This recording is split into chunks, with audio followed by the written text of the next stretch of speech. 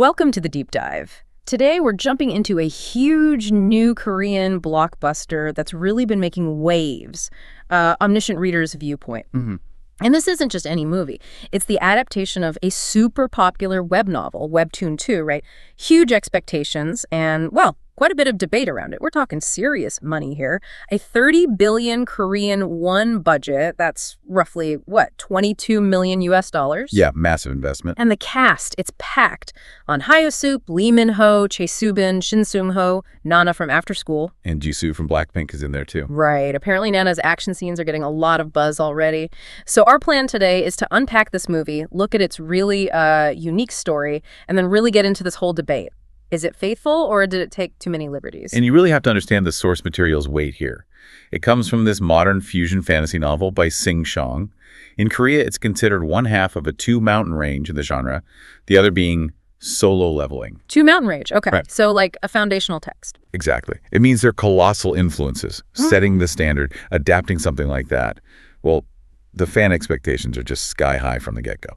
Okay, so let's dive into that world. The story centers on Kim Dok-sha. His name is pretty clever, right? Means Kim Reader, or Kim Solo. Yeah, it fits perfectly. Because he's literally the only person who finished reading this incredibly long web novel, 10 years, over 3,000 chapters. 3,419 chapters, yeah. It's called 3 Ways to Survive in a Ruined World, Myeol Salbeap in Korean. He's the sole survivor, the only one who saw it through. Incredible dedication, and after all that, his first move, he slams the ending, writes this review calling it the worst. It's kind of funny, isn't it? Well, and that's where things get really strange. Right after he posts that review, he gets this message from the author. Oh, what did it say? Something like, if you don't like the ending, write it yourself. Yeah. Super cryptic. And then boom, the novel starts happening. For real. Earth is facing destruction. These weird alien things show up. Like straight out of the book. Exactly. And this goblin, Bi-young, appears and starts this whole death game. It has scenarios you have to beat, status windows like in a video game showing stats and stuff. Status windows, right. And skills you can learn. The whole thing is structured like a game you have to survive by completing these deadly quests based on the novel he read. Which explains that huge budget we mentioned. A lot of that must have gone into the CG to make this game world feel real. Oh, absolutely. They needed to visualize all those status windows, the scenarios, the constellations we'll probably get into. It's a big visual undertaking. Okay, so they build this ambitious world, but it immediately hits turbulence. Let's talk about the reception. Seems pretty divided, especially between the original fans and people new to the story. It's a classic adaptation problem, but amplified here. For new viewers, the sheer amount of information from that massive novel, it's tough to cram into 2 hours. Things end up feeling, well, maybe unfriendly is the word, or just rushed. Like Yoo Jung-hyuk's character. He's a major character, right? Lee Min-ho plays him. Yeah. And his core thing in the novel is this returner skill. He basically resets the world by dying, lives through the apocalypse over and over. It defines him. In the movie, they mention it, but you don't really feel it. It's just stated. New viewers miss the depth, the trauma behind it. Okay. So information gets lost in translation. But the real heat seems to be coming from the original fans. They're saying the film ruined it. Why such a strong reaction? There are 2 really big sticking points for them. First, character distortion, especially Kim Dok-sha himself. The main guy, how'd they change him? They removed some of his key unique skills from the novel. Things like fourth wall and bookmark. Fourth wall, what did that do? It was like this psychological shield.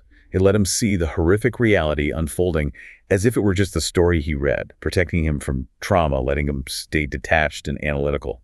Bookmark let him temporarily use other characters' skills from the novel. Okay, so those sound pretty fundamental to his whole reader identity. Exactly.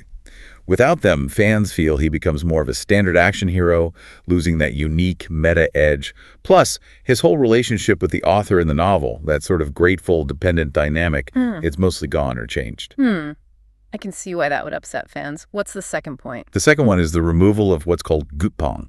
It's a term for strong nationalistic elements or intense national pride. National pride in a fantasy story. Yeah, the original novel had quite a bit, like Jisoo's character, Lee Ji-ai. In the novel, her constellation, the cosmic being sponsoring her, is Admiral Yi Sun-sin. The famous Korean admiral. The very one. A huge national hero figure. Having him as her patron gave her character a specific Korean cultural weight and resonance. That and other similar elements were removed. And fans felt? They felt it made the film feel dry, stripped of its unique Korean flavor. It lost something culturally specific that was part of the original's identity for them. Wow. And that ties into the viral reaction too, right? Fans using Dakja's own worst ending line against the director. Yeah, it's pretty meta. Calling the director the worst. It shows just how personally they took those changes, especially to Dakja's character. But, okay, setting aside the fan reaction for a moment, the film is doing something new, isn't it? You mentioned those tropes. It absolutely is, and this is important. Despite the criticism, this is the first big Korean live-action movie to really go all in on visualizing those Constellation-style sponsors and the status window game interfaces. That's a pretty big step for the genre in cinema here. Right. We should probably break those down a bit more for listeners who might not be deep into web novels. What exactly are status windows and Constellation style in this context? Okay, so status windows. Think of them literally like pop-up screens from a video game appearing in the character's vision. They show stat strength, agility, magic points, and list available skills. It makes the rules of the world explicit, like a game. Got it. Like a heads-up display for reality. Kinda, yeah. And Constellation style refers to these powerful, often godlike or mythical beings who exist in some higher dimension or celestial realm. They watch humans struggling through the scenarios. Like an audience. Exactly like an audience, but they can also sponsor individuals. They offer powers, skills, messages, sometimes based on their own identity, like a god of war might grant fighting skills, or, as we mentioned, a historical figure like Yi Sun-sen. It's like cosmic patrons watching and influencing a deadly reality show. Very common in web novels, but seeing it done seriously in a live-action film is the new part. Interesting. And you also mentioned something about the film lacking shimpa. What's that about? Right, shimpa.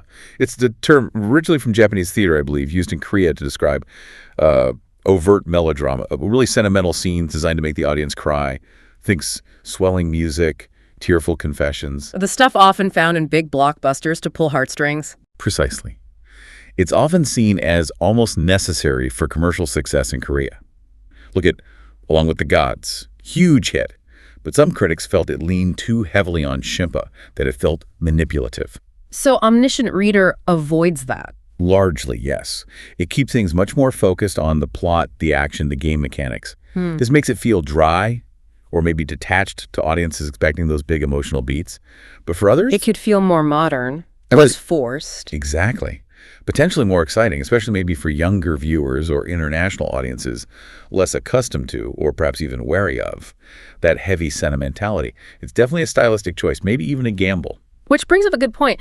Does this suggest they were deliberately aiming for a younger, maybe more globally minded audience? Someone already familiar with these game-like web novel tropes? I think that's a very strong possibility. Yeah. Younger audiences, especially those who read webtoons and web novels, are deeply familiar with status windows, constellations, regression, all these concepts. They don't need them explained slowly. They just get it. They just get it. Yeah. In fact, over-explaining can feel kind of condescending or, as some might say, childish to them.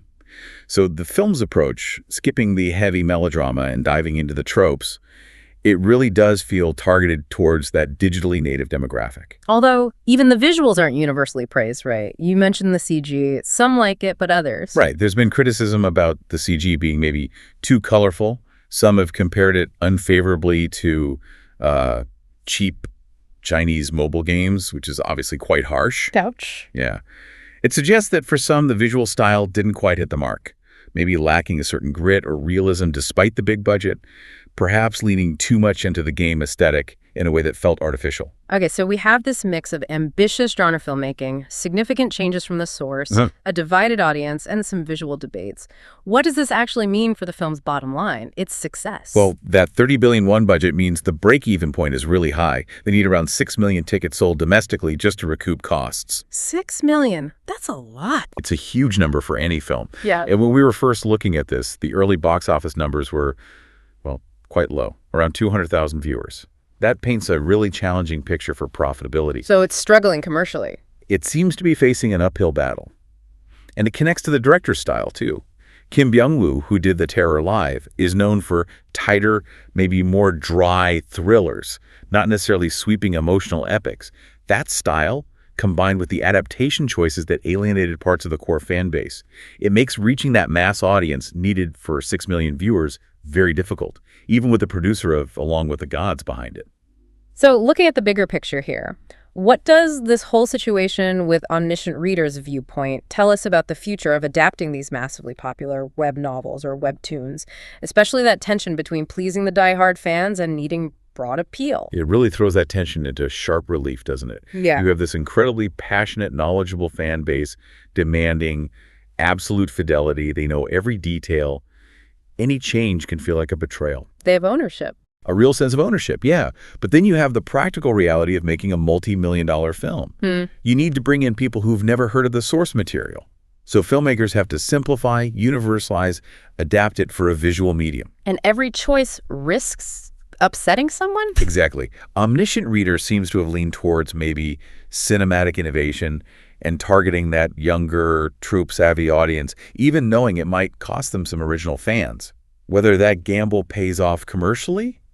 Well, that's the big question. It could become a major case study. Are we moving away from strict fidelity being the main goal? So it really boils down to this core conflict. You've got the original fans feeling let down by changes to characters and tone versus perhaps newer viewers or critics who might admire the film for trying something different, for its game-like structure, and for ditching the usual melodrama. It's a fascinating clash. And it really leaves you wondering, doesn't it? When you adapt a story that people love so much, what's more important? Staying meticulously faithful to make sure the original fans are happy? Or being bold, creating something new for the screen, even if it means potentially alienating the very people who loved it first? What kind of adaptations do you, the listener, want to see more of? It's something to think about.